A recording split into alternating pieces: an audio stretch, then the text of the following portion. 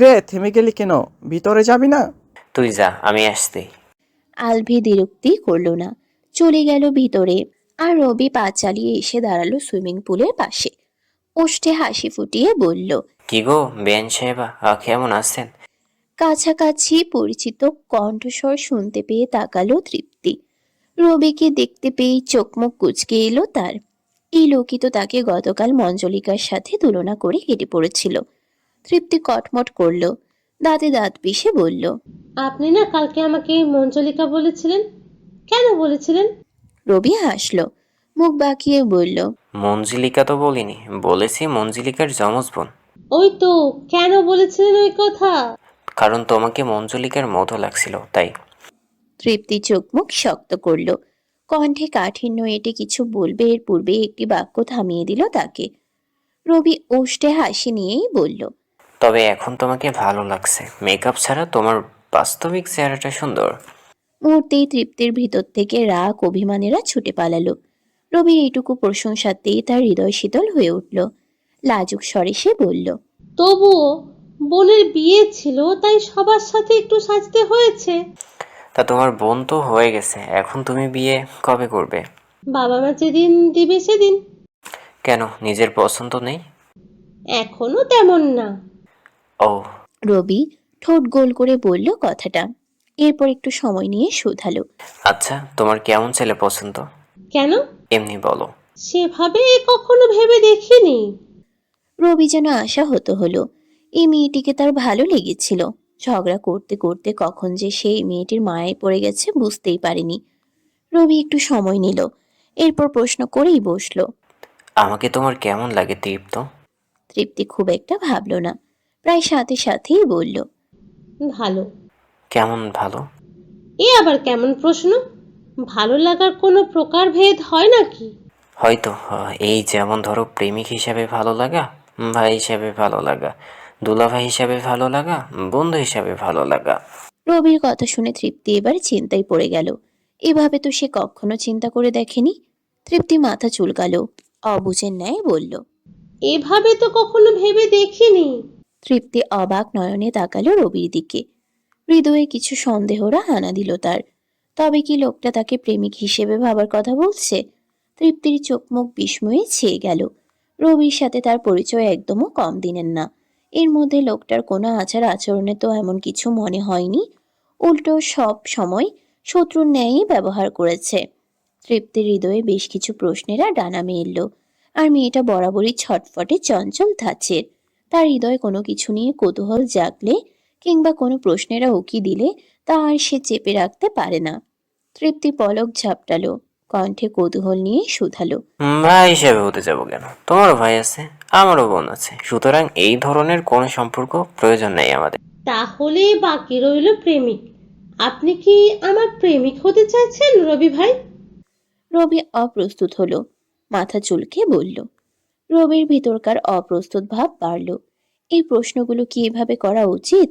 মেয়েটা অবুঝ বেশ, বোঝে না কিছু। তবে রবি তার এই প্রশ্নের উত্তর থেকে পিছু হটল না, বরং এক কদম এগিয়ে গিয়ে জবাব দিল। ভাবলে ভাবতে পারো, আমি মাইন্ড করব না। তৃপ্তির আর বুঝতে বাকি রইল না কিছু। যদিও এই পুরুষকে নিয়ে এসব কথা সে কল্পনাতেও ভাবেনি, তবে লোকটা একেবারেও খারাপ নয়। তৃপ্তি রবির পা থেকে মাথা অবধি নজর বুলালো একবার। লোকটা সুদর্শন আসছে, লোকটা সুদর্শন আছে, চরিত্র যতদূর ঠেকলো ভালো, আচার আচরণেও সুপুরুষতা। না, একে নিয়ে একটু সময় নিয়ে ভাবাই যায়। এখন যদিও তার প্রতি তৃপ্তির হৃদয়ে ভালোবাসা নেই, তবে ভাবতে ভাবতে ভালোবাসা এসেও যেতে পারে। ভালো যেহেতু লেগেছে, ভালোবাসতে কতক্ষণ। তৃপ্তি মাথা নুইয়ে নিল, লাজুক স্বরে বলল, দেখি ভেবে কি করা যায়। সূর্যটা ডুবে গেছে, বেশ অনেকটা সময় গড়িয়েছে। নীল আকাশটা আধারে ঢেকে কৃষ্ণবর্ণ ধারণ করেছে। তিনতলা বিশিষ্ট ঢাকা বরিশালের একটি লঞ্চের ছাদে বসে আছে শিষ্য এবং ত্রয়ী। এই লঞ্চের একটি কেবিন ভাড়া করেছে শিষ্য। দুপুরে বউ ভাতের অনুষ্ঠান শেষ হতে না হতেই তারা সবাই বেরিয়ে পড়েছে বরিশালের উদ্দেশ্যে। তামিমরা সবাই গাড়িতে গেলেও ত্রয়ীকে নিয়ে শিষ্য এসেছে লঞ্চে। কারণ হিসেবে দেখিয়েছে সে লঞ্চে তেমন উঠেনি। এটা অবশ্য মিথ্যা নয়। সড়ক পথে গাড়ি নিয়ে এখানে ওখানে ছোটাছুটি করলেও নদীপথে তেমন কোনো ভ্রমণই করেনি।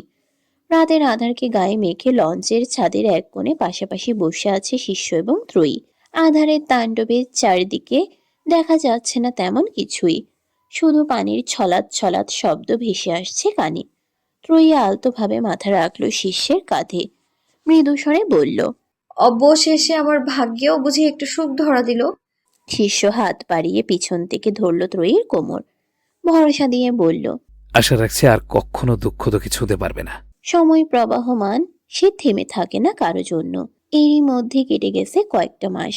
এই কয় মাস লুকিয়ে ছাপিয়ে আলভি এবং মেহেরের প্রেম ভালোই কাটছিল। তবে এবার মেহেরের মনে হচ্ছে বিষয়টি গোপনে রেখে আর এগোনো উচিত নয়। সরোয়ার চৌধুরী আলভিকে পছন্দ করেন না। আগেরবার তাদের আলাদা করার জন্য কম চেষ্টা তিনি করেননি।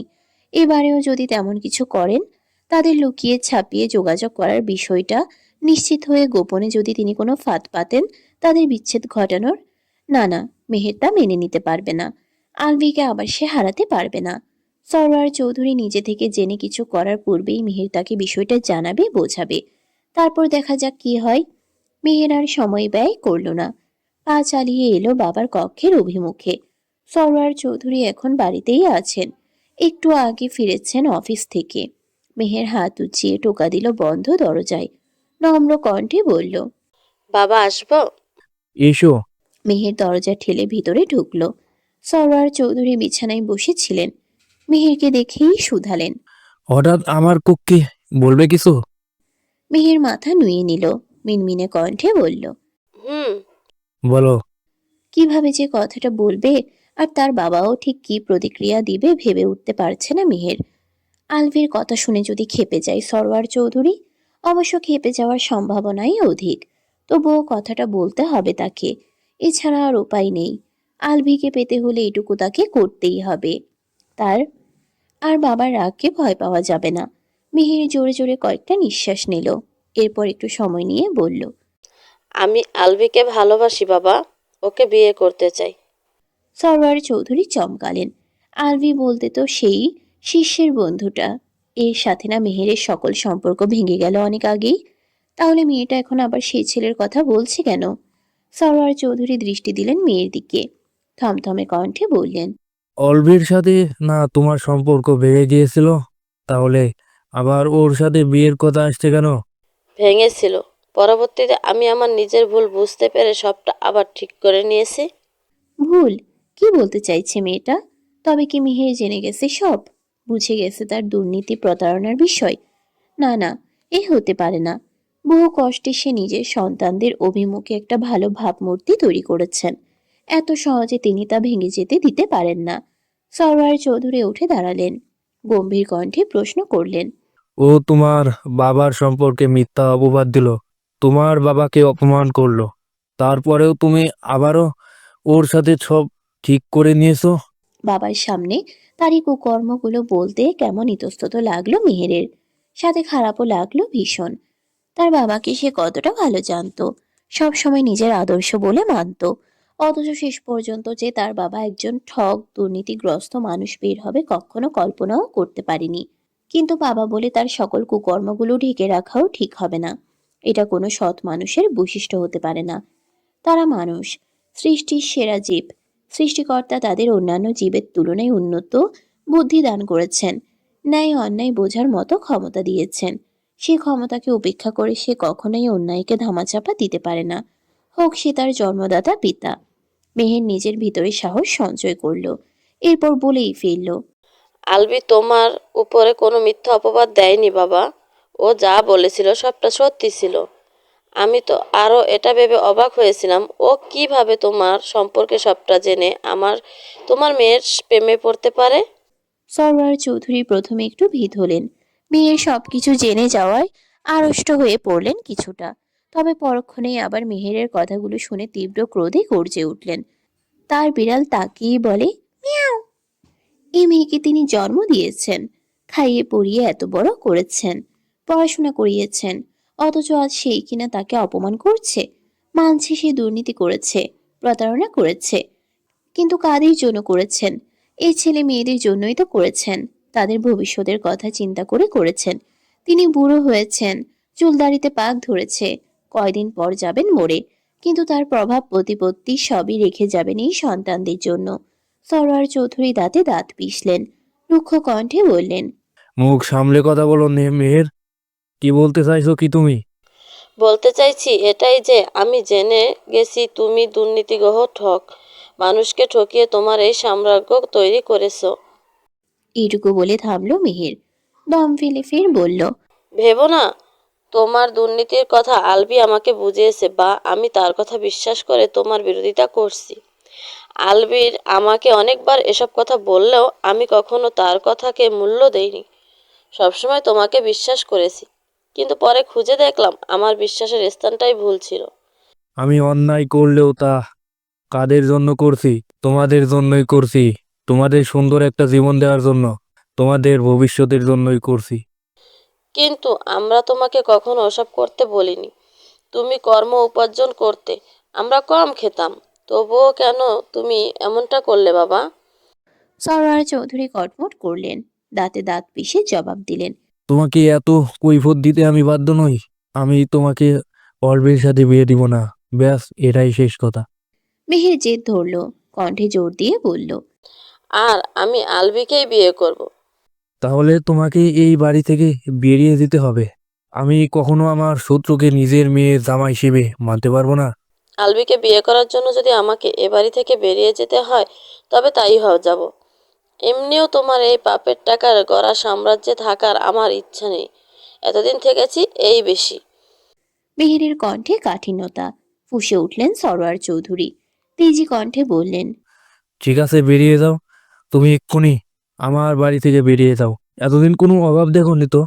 যখন যা চেয়েছো সামনে এনে দিয়েছি, তাই অর্থের মূল্য বুঝতে পারছো না? একবার এই বাড়ি থেকে বেরিয়ে দেখো, জীবন কি ঠিক টের পাবে। মেহেরেরও রাগ লাগলো খুব। ক্রোধে দিশেহারা হয়ে সে বলল। কথাটা বলে মেহের বেরিয়ে এলো বাড়ি থেকে। তার মা বহু চেষ্টা করে বুঝিয়েও আটকে রাখতে পারল না। ক্রোধের সময় কি আর বুঝের কথা মাথায় ঢোকে? মেহের বাড়ি থেকে বেরিয়েই কল লাগালো আলভির নাম্বারে। সন্ধ্যার সময় আলভি এবং তার বাবা আফজাল হোসেন কেবলই অফিস থেকে বেরিয়েছিল বাড়ি ফেরার উদ্দেশ্যে। হঠাৎ পকেটে মোবাইলটা বেজে উঠতেই থমকে দাঁড়ালো সে। মোবাইলটা বের করে মেহেরের নাম দেখেই ভ্রুযুগল কুঁচকে এলো তার। মেহের এখন এই সময়ে কল করেছে কেন? গভীর রাত ব্যতীত তো তাকে পাওয়াই যায় না। আলভি কলটা রিসিভ করে মোবাইলটা কানের কাছে ধরলো, নরম কণ্ঠেই বলল। হ্যালো, আসসালামু আলাইকুম। আলভির কণ্ঠ পেয়ে মেহেরের হৃদয়ে এতক্ষণ জমে থাকা ক্রোধগুলো যেন কান্না হয়ে বেরিয়ে আসতে চাইল। ঝরঝর করে কেঁদে উঠল সে। আলভি অস্থির হলো, ব্যস্ত হয়ে বলল। এ কি মেহের, কাঁদছো কেন? কি হয়েছে তোমার? মেহের একটু সময় নিয়ে নিজেকে ধাতস্থ করলো, ভেজা গলায় বলল। বাবার সাথে ঝগড়া হয়েছে আমার। আমি বাড়ি থেকে বেরিয়ে এসেছি আলবি। এখন কোথায় যাব, কি করব কিছু ভেবে পাচ্ছি না। আপনি আমাকে একটু আশ্রয় দিবেন? কি নিয়ে কেন ঝগড়া হয়েছে আলভি সেসব কিছুই জিজ্ঞেস করলো না। সে সরাসরি শুধালো। তুমি কোথায়? ওখানে থাকো, আসছি আমি। কথাটা বলেই কল কেটে দিল আলভি। হন্তদন্ত হয়ে উঠে বসলো বাইকে। আফজাল হোসেন অবাক হলেন, অবাক কণ্ঠেই শুধালেন। এখন আবার কোথায় যাচ্ছ? আলভি বাইকে স্টার্ট দিল, সামনের দিকে যেতে যেতে গলা উঁচিয়ে বলল। তোমার বৌমাকে আনতে। সূর্যের আলোয় উদ্ভাসিত দিন, চারদিকটা ঝলমল করছে সোনালি রোদে। ত্রয়ী থমথমে মুখশ্রী নিয়ে বসে রয়েছে বিছানায়। মস্তিষ্কটা কেমন ফাঁকা ফাঁকা লাগছে।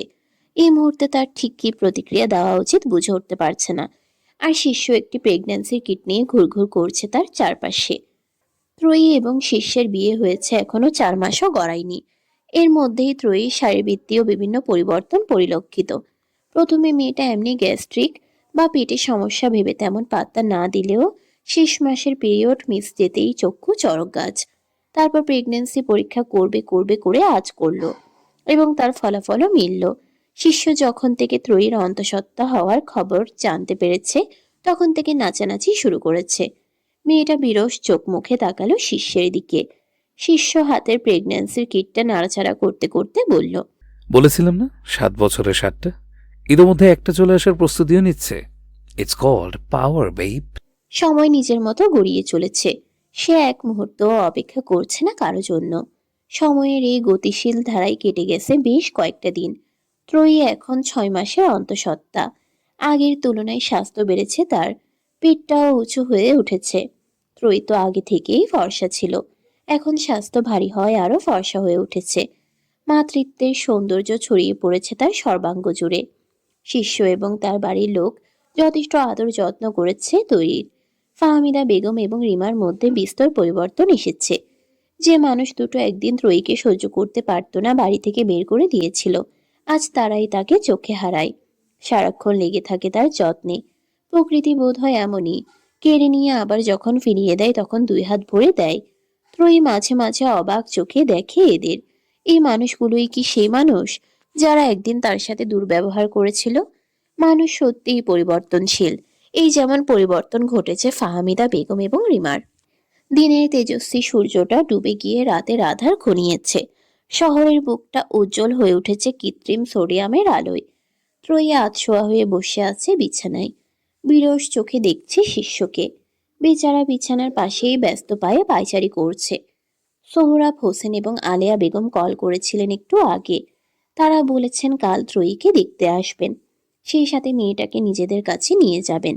মেয়েদের প্রথম বাচ্চা নাকি বাবার বাড়িতে বসেই হয়, এটাই নাকি নিয়ম। যদিও তারা আগেই ত্রয়ীকে নিজেদের কাছে নিয়ে যেতে চেয়েছিল, কিন্তু এবারে কেউ যেতে দেয়নি, বিশেষ করে শিষ্য। এবারেও যখনই শুনেছে আলেয়া বেগম এবং সোহরাব হোসেন ত্রয়ীকে নিতে আসবে, তখনই মেজাজ বিগড়ে গিয়েছে। শিষ্য আরো কিছুটা সময় নিয়ে পায়চারি থামালো, চোখ মুখ শক্ত করে তাকালো ত্রয়ীর দিকে, কটমট করে বলল, বউ আমার, বাচ্চা আমার, সে বাচ্চা জন্ম দিতে আবার বউকে বাপের বাড়িতে গিয়ে থাকতে হবে? এ কোন বালের নিয়ম? এইটুকু বলে থামলো সে। ত্রয়ীর পাশে ধপ করে বসে পড়ে বলল, কেবল 6 মাস তোর। এখন বাবার বাড়িতে গেলে ফিরতে ফিরতে 6 মাস তো যাবেই, কারণ বাচ্চা হওয়ার সাথে সাথেই তো আর তোকে নিয়ে আসা যাবে না। এতদিন আমি একা থাকবো কিভাবে? শিষ্য দাঁড়িয়ে গেল, রুক্ষ কণ্ঠে ফের বলল। এই নিয়ম আমি মানি না, মানবো না। ত্রয়ীর হাসি পেল ভীষণ, তবুও অনেক কষ্টে ওষ্ঠে আসা হাসিটুকু গিলে নিল সে। মুখ বাঁকিয়ে বলল, এটা তো প্রথম বাচ্চার ক্ষেত্রে। আমি ভেবেছি আমার সব বাচ্চাদের সব সময়ই এইভাবে 6 মাস শ্বশুর বাড়ি থাকবো আর 6 মাস বাপের বাড়ি থাকবো। শিষ্যের দৃষ্টি তীক্ষ্ণ হলো, দাঁতে দাঁত পিষে বলল, আমি আর বাচ্চাই নেব না। তাহলে বাকি 6টার কি হবে? আপনি না বলেছিলেন 7 বছরে 7টা? শিষ্য থতমত খেয়ে গেল। নিজের বলা কথায় নিজেই কেমন ফেঁসে গেল সে। তার বউটাও কেমন চালাক হয়ে গেছে। কবে না কবে বলেছে 7 বছরে 7টা বাচ্চা নিবে, সেটাও মনে রেখে বসে আছে। তবে শিষ্য নিজের সত্যিকার মনোভাব প্রকাশ করল না, ভাব নিয়ে বলল, নেব তো, 7 বছরের 7টাই নেব। তবে তুই বাপের বাড়ি যেতে পারবি না।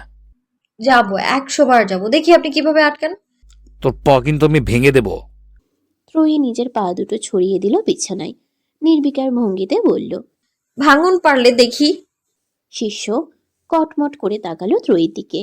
ত্রয়ী হেসে দিল সাথে সাথে, ইশারা করে বলল, বসুন। শিষ্য দ্বিরুক্তি করল না, থমথমে মুখ নিয়ে বসলো ত্রয়ীর পাশে। ত্রয়ী হাত বাড়িয়ে শিষ্যের একটা হাত ধরল, আলতোভাবে রাখলো নিজের পেটের উপর, নরম কণ্ঠে শুধালো। অনুভব করতে পারছেন আপনার সন্তানকে? শিষ্য চুপ রইল। ত্রয়ীর পেটের উপরে হাত রেখে অনুভব করার চেষ্টা করলো নিজের সন্তানকে। এই তো মৃদু কম্পন টের পাওয়া যাচ্ছে।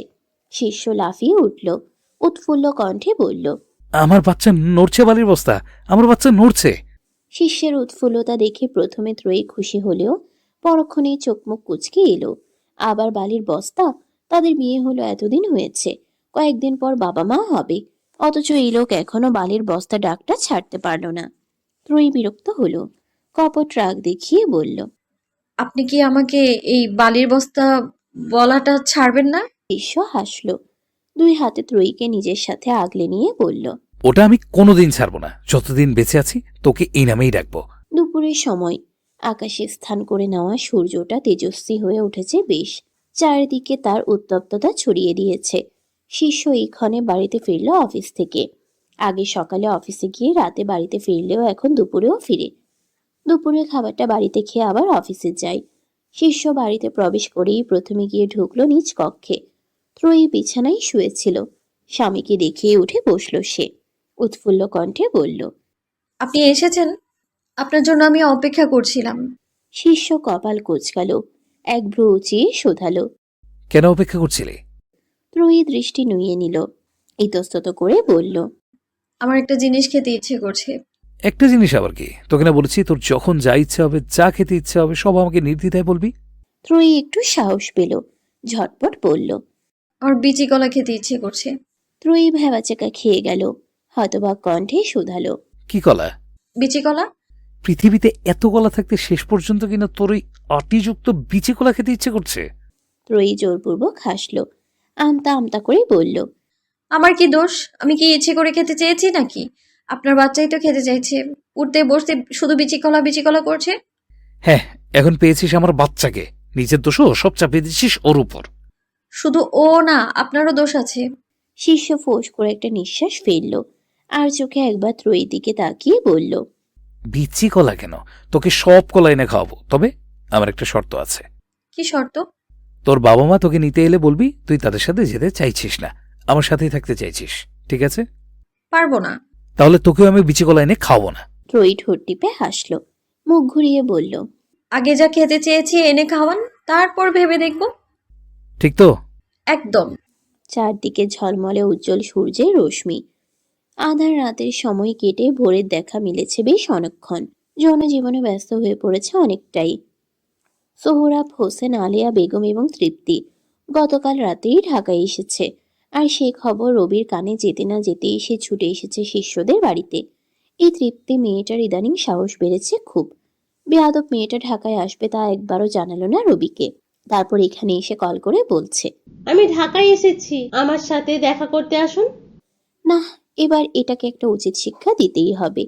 একটুখানি পুচকে মেয়ে, অথচ সর্বদা রবির মতো একজন প্রাপ্তবয়স্ক পুরুষকে নাকে দড়ি দিয়ে ঘুরায়। সেই তৃপ্তিকে যখন প্রেম নিবেদন করেছিল, তখন এই বদমাইশ মেয়েটা তাকে কোনো উত্তর না দিয়েই বাড়িতে চলে গিয়েছিল। মোবাইল নাম্বারটা পর্যন্ত দিয়ে যায়নি। তারপর কত কাঠখড় পুড়িয়ে শিষ্যের মাধ্যমে কথা বলেছিল। তখন মেয়েটা বলেছিল, আমি তো ভেবেছিলাম 6 মাস আপনাকে ঘোরাবো, পরীক্ষা করব যে আমি আপনার প্রেমের প্রস্তাব গ্রহণ না করলেও আমাকে ভালোবাসেন কিনা, তারপর আপনাকে আমার জবাবটা দেব। রবি ক্রোধে ফোঁস করতে করতে ঢুকলো বাড়ির ভিতরে। ভাগ্য ভালো, সবাইকে বসার কক্ষেই পেল সে। কিছুক্ষণ পূর্বে সকালের নাস্তা শেষ করে সবাই বসেছিল আলোচনায়, ত্রয়ীর বাপের বাড়িতে নিয়ে যাওয়ার আলোচনায়। রবি দাঁড়ালো সেখানে, ভদ্রভাবেই বলল, আসসালামু আলাইকুম। সোহরাব হোসেন মৃদু হেসে জবাব দিলেন, কেমন আছো বাবা? আলহামদুলিল্লাহ ভালো, আপনি? সোহরাব হোসেন আর কথা বাড়ালেন না, আবার মনোযোগী হলেন আব্দুর রহমান খান এবং শিষ্যের সাথে। এই সুযোগে রবি ইশারা করল তৃপ্তির দিকে। তৃপ্তি দাঁড়িয়েছিল সোফার পাশেই। রবির ইশারা পেতেই সে সরে গেল সেখান থেকে। সবার অগোচরে বেরিয়ে এলো গৃহ থেকে।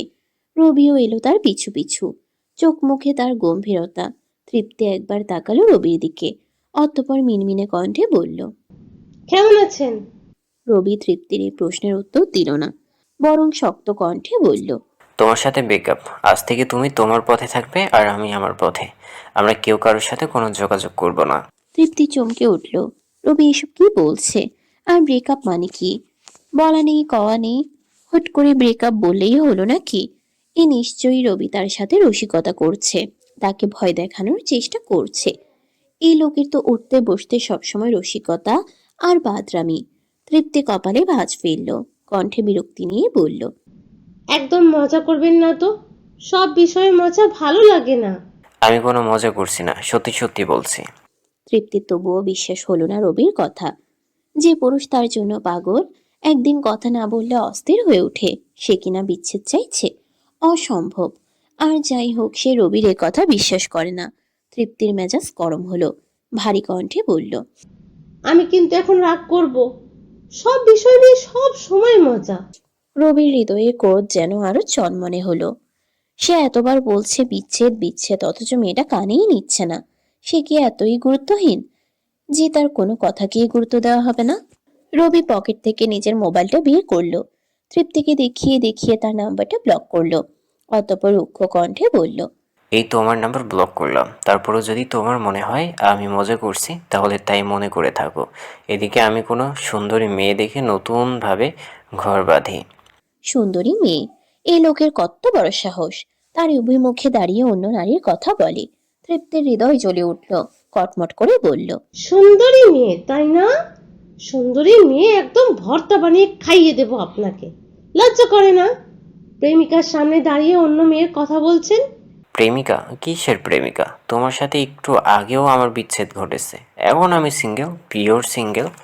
এটুকু বলে থামলো রবি, ওষ্ঠ বাঁকিয়ে বলল, এখন আমি পুরো ঢাকা শহর ঘুরে বেড়াবো আর সুন্দরী মেয়েদের সাথে প্রেম করব। দেখি কে আটকায়। কথাগুলো কোনো মতে শেষ করে আর এক মুহূর্ত ওই স্থানে দাঁড়ালো না রবি।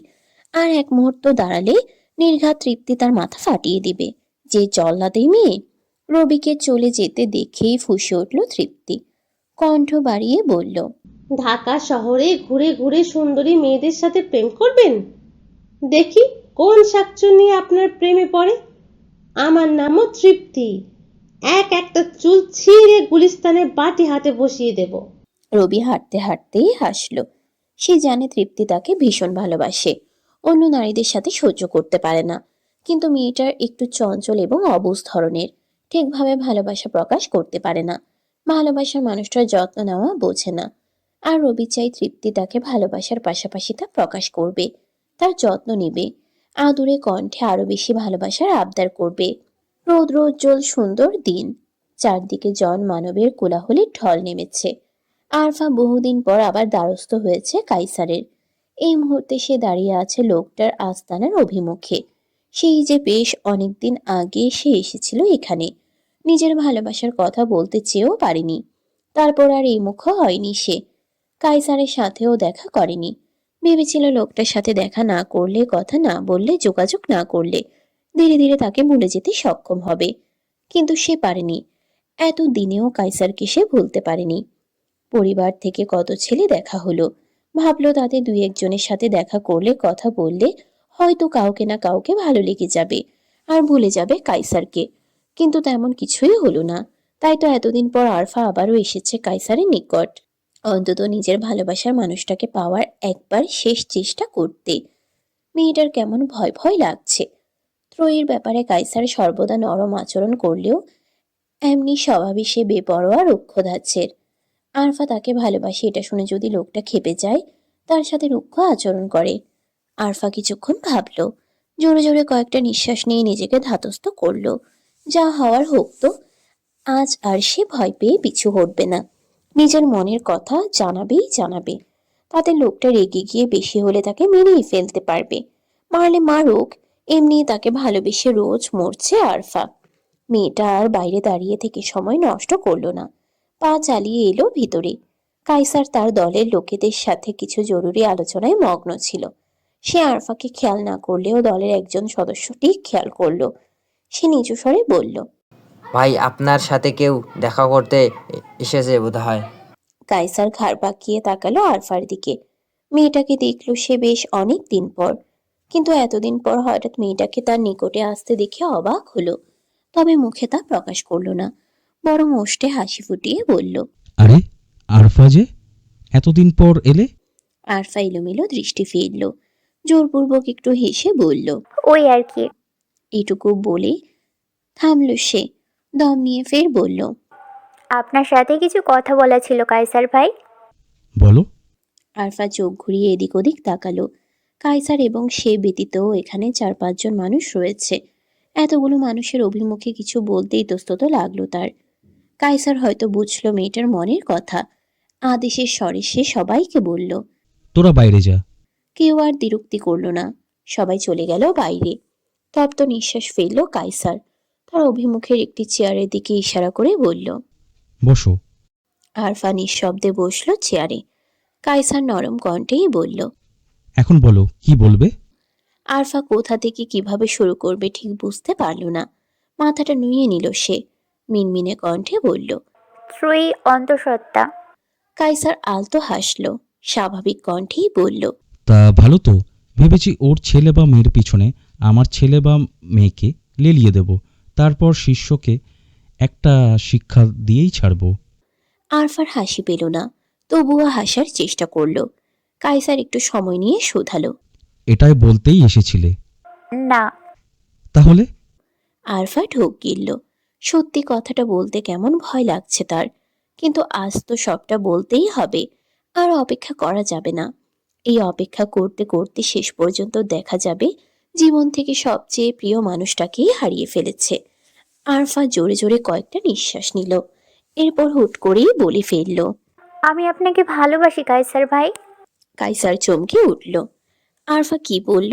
সে তাকে ভালোবাসে? কই, তার তো কখনো এমন মনে হয়নি। অবশ্য মনে হবে কিভাবে? এতদিন তো সে ত্রয়ী নামক মেয়েতে বিভোর ছিল। আশেপাশের মানুষ তাকে নিয়ে কি ভাবলো, কে এলো অথবা কে গেল, কিছুই খেয়াল করেনি। খেয়াল করলে হয়তো দেখতে পেত। সে যেমন একটি মেয়েকে ভালোবেসে উন্মাদ হয়েছে, তেমনি তাকেও একটি মেয়ে ভালোবেসে কেঁদেছে। ফোঁস করে একটা নিঃশ্বাস ফেলল কাইসার, নরম কণ্ঠেই শোধালো। কবে থেকে ভালোবাসো আমাকে? ভালোবাসা কি কোনো দিনক্ষণ মেপে হয়? আগে বলনি কেন? আপনি তখন ত্রয়ীকে ভালোবাসতেন। কাইসার কিছুটা সময় নিয়ে চেয়ে রইল আরফার দিকে, এরপর বলল। দুজনকে চেনা জানা এবং বোঝার সময় আছে। তোমার হাতে নাকি বিয়ে করতে হবে? সময় আছে। আচ্ছা, তোমার মোবাইল নাম্বারটা আমাকে দাও। আরফা কিছুটা অবাক হলো, চোখ তুলে তাকালো সে কাইসারের দিকে, পলক ঝাপটে বলল। কিন্তু আপনি তো আমাকে ভালোবাসেন না। কাইসার হাসলো, আরফার চোখে চোখ রেখে বলল। এখন না বাসি, চেষ্টা তো করতে পারি। হতে পারে চেষ্টা করতে করতে আমি পৃথিবীর সকল নিয়ম ভেঙে তোমাকেও উন্মাদের ন্যায় ভালোবেসে ফেললাম। মানুষ চেষ্টা করলে কি না করতে পারে। আবেগে আক্ষিদয় ভরে উঠল আরফার। এতটাও সে আশা করেনি। সে আরো ভেবেছিল কাইসার তার মনের কথা জেনে রেগে যাবে, রুক্ষ আচরণ করবে। মেয়েটা নাক টানলো, মিনমিনে কণ্ঠে বলল। আমি ভেবেছিলাম আপনি আমাকে ফিরিয়ে দেবেন। প্রত্যুত্তরে কাইসার বলল না কিছুই, হাসলো শুধু। ভালোবাসায় প্রত্যাখ্যিত হওয়ার কষ্ট সে জানে। ভালোবাসার মানুষটার মুখ থেকে ভালোবাসি না বাক্যটি একটি মানুষকে কতটা দুমড়ে মুচড়ে দিতে পারে তাও সে জানে। জীবনে ভালোবেসে কম কষ্ট তো আর সে পেল না। সে চায়নি তার মতো আরো একজন একই কষ্টে পতিত হোক। তাই তো আজ ফিরিয়ে দিতে পারল না আরফাকে। আর তাছাড়া জীবন কখনো থেমে থাকে না, সে বয়ে চলে নিজের গতিতে। হতে পারে ভবিষ্যতে গিয়ে কাইসার পুরোপুরি ভুলে গেল ত্রয়ীকে, আবার সে কারো প্রেমে পড়ল, আবার কাউকে ভালোবাসলো। তবে সে ভালোবাসাটা আরফাকে দিতে দোষ কি? এখন মেয়েটাকে ভালো না বাসুক, চেষ্টা করতে করতে তো ভালোবেসেও ফেলতে পারে। সকালের সময় এখনো পুরোপুরিভাবে গড়ায়নি। চারদিকে উজ্জ্বল সূর্যের রশ্মি, সেই সাথে কোলাহলের ঘনঘটা। তৃপ্তির সাথে রবির কথা হয়েছে, দেখা হয়েছে। একটা দিন কেটে গেছে ইতোমধ্যে। সেদিন যে লোকটা তার অভিমুখে দাঁড়িয়ে বিচ্ছেদের ঘোষণা দিয়ে চলে গেল, তারপর না আর একটা কল দিল, আর না মেসেজ। তৃপ্তি প্রথমে ভেবেছিল রবি তার সাথে মজা করছে, কিন্তু সময় যত অতিবাহিত হয়েছে সে তত উপলব্ধি করতে পেরেছে যে বিষয়টা গুরুতর। রবি সেদিন তার সাথে মজা করেনি। সে একদিনে তৃপ্তি যে তাকে কতগুলো কল এবং মেসেজ দিয়েছে তার কোনো হিসাব নেই। অথচ রবি নির্বিকার, তার নাম্বারটা ব্লক করে রেখে দিয়েছে। তৃপ্তির এবার ভয় লাগতে শুরু করেছে। রবি সত্যি সত্যি অন্য কোনো নারীর পাল্লায় পড়েনি তো? নয়তো তার সাথে এমন ব্যবহার করছে কেন? হঠাৎ বিচ্ছেদ কেন চাইছে? তৃপ্তির কষ্ট হচ্ছে ভীষণ, খারাপ লাগছে, কান্না পাচ্ছে। রবি তার জীবনে প্রথম প্রেম, প্রথম পুরুষ। এই মানুষটাই তাকে ভালোবাসা নামক অনুভূতির সাথে প্রথম পরিচয় করিয়েছে। তাই এই মানুষটার প্রতি তার অনুভূতি একটু বেশিই প্রখর। তৃপ্তি অনেক ভাবনা চিন্তা করলো। না, এবার যেভাবেই হোক তাকেই রবির সাথে যোগাযোগ করতে হবে। অন্তত হঠাৎ কেন সে বিচ্ছেদ চাইছে সে কারণটা জানতে হবে। কিন্তু জানবে কিভাবে? তার নাম্বার তো ব্লক করে রেখেছে। আচ্ছা, ত্রয়ীর মোবাইল থেকে কল করলে কেমন হয়? ত্রয়ীর কল নিশ্চয়ই সে উপেক্ষা করতে পারবে না। তৃপ্তি তাড়াহুড়ো করে এলো বোনের কক্ষে। সে অনেক আগেই অফিসে চলে গেছে। কক্ষে শুধু একা ত্রয়ী শুয়ে আছে। তৃপ্তি এদিক ওদিক তাকালো, এরপর আমতা আমতা করে বলল। আপু, তোমার মোবাইলটা একটু দিবে? এক বান্ধবীর সাথে কথা বলতাম, কিন্তু আমার মোবাইলে ব্যালেন্স নেই। ত্রয়ী আলতো হাসলো, স্বাভাবিকভাবেই মোবাইলটা বাড়িয়ে দিয়ে বলল। নাও কথা বলো। তৃপ্তি মোবাইলটা হাতে পেয়ে আর দেরি করলো না। ত্রয়ীর কক্ষ থেকে চলে এলো নিজের কক্ষে। রবির নাম্বারটা মোবাইলে সেভ করাই ছিল। সে দ্রুত কল লাগালো সেই নাম্বারে। দুইবার রিং হতেই কলটা ধরলো রবি। নম্র কণ্ঠে বলল। ভাবি, আসসালামু আলাইকুম। তৃপ্তি সালামের জবাব দিল। এরপর ভারী কণ্ঠে বলল। আমি আপনার ভাবি না, বউ। রবি ঠোঁট টিপে হাসল। এই মেয়ে যে তাকে ছেড়ে থাকতে পারবে না তা সে ঠিক জানতো। তাই তো বুকে পাথর চেপে এই একদিন সে অপেক্ষা করেছে আর দেখেছে তৃপ্তি তার জন্য কি কি করতে পারে। অবশ্যই তৃপ্তি যদি তাকে এত কল বা মেসেজ না দিত তাতেও সে ভেবে রেখেছিল তারা আবার বরিশালে ফিরে যাওয়ার পূর্বে গিয়ে সবটা ঠিকঠাক করে আসবে। রবি একটু কেশে গলা পরিষ্কার করলো, কণ্ঠে কাঠিন্যতা এনে বলল। কিসের বউ? আমার কোনো বউ নেই। একটা প্রেমিকা ছিল, তা পরশু ব্রেকআপ হয়েছে। এখন আমি সিঙ্গেল। কিসের সিঙ্গেল? কোনো ব্রেকআপ টেকআপ হয়নি আমাদের। আমি এখনো আপনার প্রেমিকা। কেমন প্রেমিকা? যে মেয়ে আমার একটা কথাই শোনে না, আমার কোনো কথাকে গুরুত্ব দেয় না, নিজে যা খুশি করে, এমনকি ঢাকা আসবে তাও আমাকে জানিয়ে আসেনি। এমন প্রেমিকা রেখে আমি কি করব? তার থেকে প্রেমিকা না রাখাই ভালো। তৃপ্তি ভীত হলো। রবি যদি সত্যিই তাকে ছেড়ে যায় তাহলে সে থাকবে কিভাবে? মেয়েটা ঠোকরে কেঁদে উঠল, কান্না বিজড়িত কণ্ঠে বলল। আমি এখন থেকে আপনার সব কথা শুনবো আর অবাধ্য হব না। তবু আমাকে ছেড়ে যাবেন না দয়া করে, আমি মরে যাব। সত্যি তো? একদম। রবি চাপা হাসল। এরপর থমথমে কণ্ঠে বলল। আচ্ছা, তাহলে তোমাকে আবার আমার প্রেমিকা পদে নিযুক্ত করলাম। তৃপ্তির কান্না থামল, নাক টেনে বলল। ব্লগ খুলুন তাহলে, আর বলুন আমাকে ভালোবাসেন। কথাটা শেষ হতে না হতেই রবি কলটা কেটে দিল। তৃপ্তির চোখ জোড়া ফের ছলছল করে উঠল। আবার রবির নাম্বারে কল দিবে তার পূর্বেই তার নিজের মোবাইলটা বেজে উঠল। তৃপ্তি হাতে নিল মোবাইলটি। রবি কল করেছে। সে আর সময় ব্যয় করলো না এক মুহূর্ত। ঝটপট কল রিসিভ করে কানের কাছে ধরল। সাথে সাথে শুনতে পেল। ভালোবাসি, ভালোবাসি, ভীষণ ভালোবাসি। তৃপ্তি লজ্জা পেল যেন। লাশ নম্র কণ্ঠে বলল। আমিও আপনাকে ভীষণ ভালোবাসি। পুরের তপ্ত রৌদ্র চারিদিকটা সূর্যের প্রখর তাপে নেতিয়ে পড়তে শুরু করেছে। ত্রয়ী গর্ভের বয়স ৮ মাস অতিক্রম করে ৯ মাসে পড়েছে। এর মধ্যেই ত্রয়ীর পেটে ব্যথা উঠেছে। দুপুরের সময় হওয়ায় শিষ্য বাড়িতেই ছিল। মেয়েটার পেটে ব্যথার আভাস পেতেই সে আর দেরি করল না। দ্রুত তাকে নিয়ে চেপে বসল বাড়ির গাড়িতে। ফাহমিদা বেগম এবং রিমাও এলো তাদের সাথে। ত্রয়ীকে কোন রকমে গাড়ির সিটে আধশোয়া করে বসানো হয়েছে। তার মাথার কাছে বসে হাত দুটো ধরে আছে শিষ্য। মেয়েটা ব্যথায় ছটফট করছে। কপালে তার স্থান করে নিয়েছে বিন্দু বিন্দু ঘামেরা। সেই সাথে ব্যথার দাপটে ফর্সা মুখটাও রক্তিম হয়ে উঠেছে। শিষ্যের খারাপ লাগছে ত্রয়ীর এমন অবস্থা দেখে। সব দোষ তার। কি হতো আর একটু সময় নিয়ে রয়ে শোয়ে বাচ্চা নিলে, অথবা না নিলেও বা কি হতো? তাহলে ত্রয়ীকে আজ এত কষ্ট পেতে হতো না। শিষ্য ত্রয়ীর মাথাটা নিজের বুকের সাথে চেপে ধরল, মৃদু স্বরে বলল। আমার আর বাচ্চাও নেব না, আর তোকে কষ্টও পেতে দেব না, এই শেষ। হাসপাতালে আসার সাথে সাথেই ত্রয়ীকে অপারেশন কক্ষে নিয়ে যাওয়া হলো। ইতোমধ্যে বরিশালে তামিমদের নিকটে সংবাদ দেওয়া হয়েছে। তারা বোধ হয় রওনাও করেছে। মেয়েটার বাচ্চা হওয়ার পূর্বে অর্থাৎ গর্ভাবস্থায় তাদের কাছে নেওয়ার কত চেষ্টা করলো, অথচ শিষ্য যেতে দিলই না। তারাও বা আর কি করবে? মেয়ে বিয়ে দেওয়ার পরে তার শ্বশুর বাড়ির উপরে কি আর জোর খাটানো যায়? শিষ্য এই মুহূর্তে অস্থির ভঙ্গিতে পায়চারি করছে অপারেশন কক্ষের অভিমুখে। ডাক্তাররা সেই কখন মেয়েটাকে নিয়ে ঢুকেছে, এখনো কোনো সার শব্দ এলো না। শিষ্যের ভাবনার মধ্যেই কক্ষের ভিতর থেকে বেরিয়ে এলো একজন নার্স। হাসি মুখে বললেন। অভিনন্দন, আপনার ছেলে হয়েছে। শিষ্যের ভিতরের অস্থিরতা তবুও যেন কমল না। ব্যগ্র কণ্ঠে সে শুধালো। কিন্তু আমার স্ত্রী, সে কেমন আছে? আলহামদুলিল্লাহ, মা এবং ছেলে দুজনই ভালো আছে। শিষ্যের অস্থিরতা একটু হলেও কমল। যাক, সবটা ভালোই ভালোই মিটে গেছে। সে যে এতক্ষণ কতটা ভয় ছিল। অনেক সময়ই দেখা যায় বাচ্চা জন্ম দিতে গিয়ে মায়ের জীবন সংশয় ঘটে, আবার অনেক সময় মারাও যায়। শিষ্য আগে এত কিছু ভাবেনি, কিন্তু ত্রয়ী অন্তঃসত্ত্বা হওয়ার পর থেকে এই চিন্তাগুলো তার মাথার মধ্যে জেঁকে বসেছিল। আবার কাউকে বলতেও পারছিল না, তাহলে তারাও চিন্তা করত। ভোরের আলো ফুটেছে, চারদিকটা ভরে উঠেছে সোনালি আলোয়। ত্রয়ী এখন বেশ সুস্থ। তাকে গতকাল রাতেই বেডে শিফট করা হয়েছে। তবুও শিষ্যের চিন্তা যেন কমছে না। অফিস কাজ রেখে সে কাল থেকে বসে আছে ত্রয়ী এবং বাচ্চার পাশে। তাদের খাওয়া সুবিধা অসুবিধা থেকে শুরু করে প্রতিটি পদে পদে খেয়াল রাখছে। ত্রয়ী বিছানায় শুয়ে থেকেই তাকালো শিষ্যের দিকে। দুর্বল কণ্ঠে বলল। রাত থেকে এখানে আছেন, এখন বাড়িতে গিয়ে ফ্রেশ হয়ে বিশ্রাম নিন। শিষ্য হাত রাখল মেয়েটির মাথায়, আলতোভাবে চুলের ভাঁজে বুলিয়ে দিতে দিতে বলল।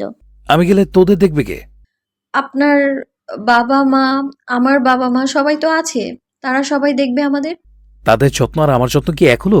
আমার যত্ন অন্য রকমের এক ভালোবাসা আছে, যাতে তুই তাড়াতাড়ি সুস্থ হয়ে যাবি। আর সুস্থ হয়ে গেলেই কথাটা বলেই শিষ্য চোখে মুখে দুষ্টুমির হাবা ফুটিয়ে তুলল। ত্রয়ী ভ্রু কুচকালো, সন্দিহান কণ্ঠে শুধালো। সুস্থ হয়ে গেলেই কি? সুস্থ হয়ে গেলেই আরেকটা বাচ্চা নেব। কে যেন বলেছিল আর বাচ্চা নিবে না, একদিন যেতে না যেতেই পোল্টি খেলো। শিষ্য থতমত খেয়ে গেল ত্রয়ীর কথায়, আমতা আমতা করে বলল। ওরা তো কথার কথা বলেছিলাম। ত্রয়ী আর কিছু বলবে, এর মধ্যেই তাদের কেবিনের দরজায় টোকা পড়ল। শিষ্য এবং ত্রয়ী দুজনেই দৃষ্টি দিল দরজার দিকে। আরফা এবং কায়সার এসেছে। কায়সারকে দেখেই বিরক্ত হলো শিষ্য, চেপে বসলো স্ত্রীর দিকে। ত্রয়ী হাসল। সে আরফা এবং কায়সারের ব্যাপারে মোটামুটি সব জানে। আরফাই একদিন কল করে তাকে জানিয়েছিল। এ কথা সেও আবার শিষ্যকে জানিয়েছে। তারপরেও এই লোকের হিংসা যায় না। ত্রয়ী ওষ্ঠে হাসির ধারা বহাল রেখেই বলল। আরে আরফা এবং কায়সার ভাই যে, আসুন ভেতরে আসুন। কায়সার এবং আরফা দুই হাত ভর্তি ফল নিয়ে ঢুকলো ভিতরে। ফলগুলো পাশেই টেবিলের উপর রেখে আরফা বসলো ত্রয়ীর পাশে। ত্রয়ীর একটা হাত ধরে শুধালো। কিরে, এখন কেমন আছিস? এই তো আলহামদুলিল্লাহ ভালো, তোরা কেমন আছিস? আলহামদুলিল্লাহ। তা বাচ্চার মাও হয়ে গেলি, অনুভূতি কেমন? মাতৃত্বের অনুভূতি সর্বদাই সুন্দর। তা তোদের সুখবরটা শুনছি কবে? বিয়ে করছিস কবে? আরফা আর চোখে একবার তাকালো কায়সারের দিকে, লাজুক স্বরে বলল। সামনের মাসে। ত্রয়ী যেন একটু বেশি খুশি হলো। যাক, অবশেষে কায়সার তাকে ভুলে গিয়ে নতুন জীবন শুরু করতে চলেছে। যদি কায়সার তাকে না ভুলতো, তাহলে হয়তো সেও কোনোদিন শান্তি পেত না। বারবার মনে হতো তাকে ভালোবাসে একজন কষ্ট পাচ্ছে। ত্রয়ী তাকালো কায়সারের দিকে, হাস্যোজ্জ্বল চোখে মুখে বলল। অভিনন্দন কায়সার ভাই, আপনাদের নতুন জীবনের জন্য অনেক অনেক দোয়ার শুভকামনা রইল। কথাটা বলেই মিষ্টি হেসে তাকালো শিষ্যের পানে। শিষ্যও তাকিয়েছিল ত্রয়ীর দিকে। ত্রয়ীর মিষ্টি হাসির বিনিময়ে শিষ্যও মিষ্টি ও পানাচ্ছল হাসি উপহার দিল। ভালোবাসা সুন্দর, যদি সে ভালোবাসা সঠিক মানুষের সাথে হয় বা পূর্ণতা পায়। সমাপ্ত।